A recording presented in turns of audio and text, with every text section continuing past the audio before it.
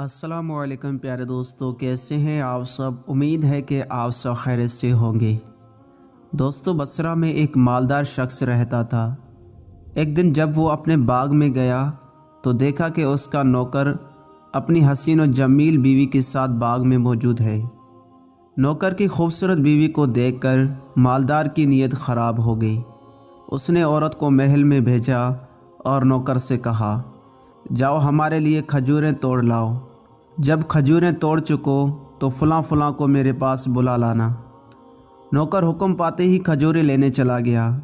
اب یہ اپنے محل میں آیا اور نوکر کی بیوی سے کہا، تمام دروازے بند کر دو۔ عورت نے تمام دروازے بند کر دیے تو مالدار نے کہا، کہ تمام دروازے بند کر دیے؟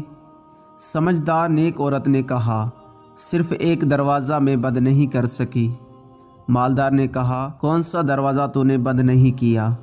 اس نے کہا، وہ دروازہ جو ہمارے اور ہمارے رب عز و جل کے درمیان ہے، میں اسے بند نہیں کر سکی۔ یہ جملہ اس مالدار شخص کے دل میں تاثیر کا تیر بن کر پیوست ہو گیا۔